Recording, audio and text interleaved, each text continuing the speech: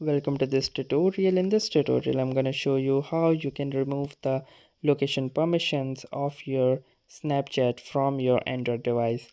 So to do this, simply click on this map icon at the bottom left corner, and from here click on this location icon. And from here you can see the settings toggle. Simply click here, and from here click on this change in settings option right here. Simply click here and you will lead to the Android settings. From here click on permissions, and here you can see that the location is now successfully allowed. So to change this, click on location and simply choose don't allow, and once you go back you can see that the location is now not allowed for Snapchat. So that's it for this video. I will see you in the next one.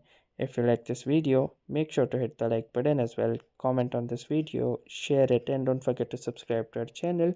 Thank you for watching and have a nice day.